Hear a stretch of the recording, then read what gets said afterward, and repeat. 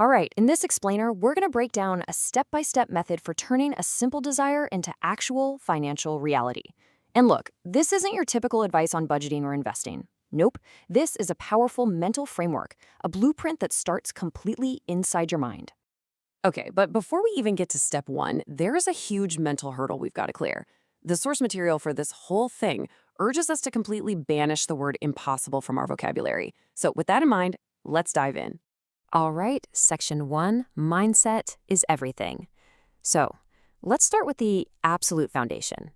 Before we even get to the how-to, we have to understand the true starting point for any kind of major achievement.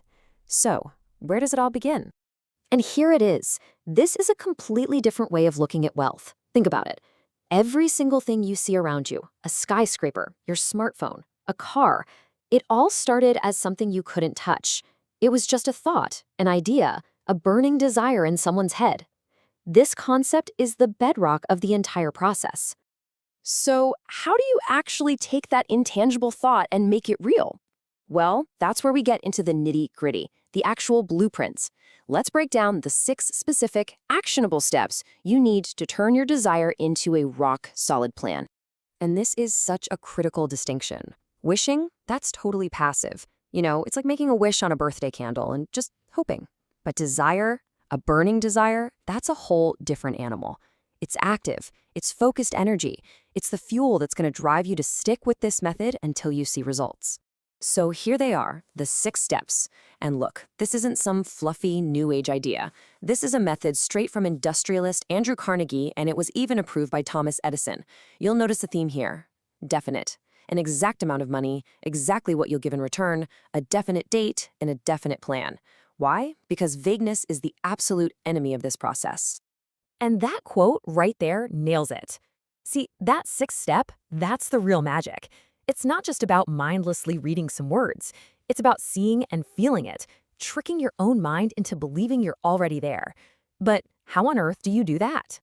Section 3, programming your subconscious mind. Well, the answer lies in tapping into the most powerful engine you've got, your subconscious mind. This is how you convince yourself of a reality that hasn't actually happened yet. The tool for this has a fancy name, auto-suggestion. But really, all it means is self-suggestion. Think of your subconscious as this super powerful computer, right? And auto-suggestion is the keyboard. You can either let random stuff program it, the news, other people's doubts, or you can take charge and start typing in exactly what you want it to create. But, and this is a huge but, there's a catch. Just repeating empty words, that's useless. It's not going to work. See, your subconscious doesn't really speak in words. It speaks in feelings. Your thoughts have to be supercharged with genuine emotion, with rock-solid faith. That's the only language your subconscious understands and acts on. This quote from a criminologist is a bit dark, but it makes an incredible point about how your subconscious works. It doesn't judge, it doesn't have a filter for good or bad, it just accepts whatever you feed it over and over again, especially if there's emotion tied to it. That means you have to be the bouncer at the door of your own mind. So, to help you build that unwavering faith, there's a practical tool that comes with this method, a 5-point self-confidence formula. Seriously, think of it like a daily gym session for your mind. Its whole purpose is to crush self-doubt and get your subconscious totally ready to accept your new financial goals. Section 4, amplify your power.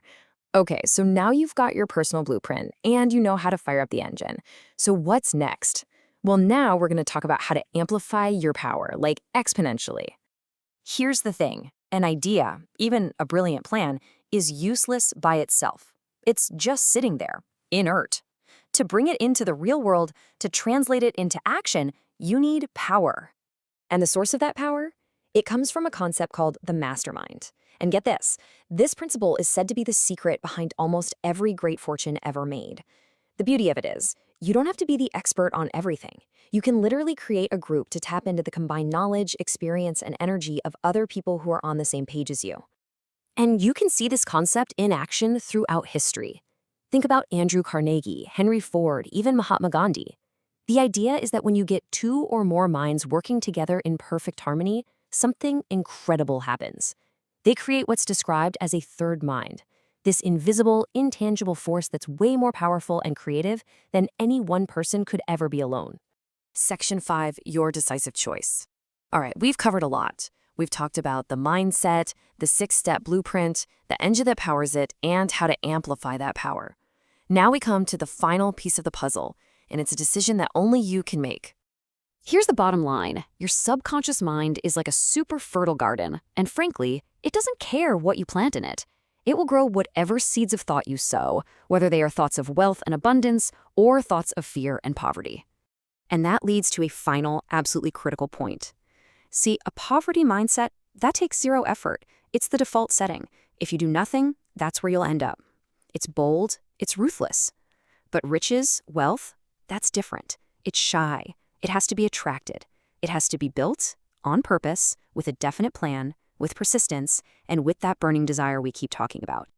So that brings us to the final choice, doesn't it? You have the roadmap. The steps are laid out. The entire philosophy boils down to this. You are the master of your fate, the captain of your soul, because you have the power to control your thoughts. The only question left is, what are you going to demand?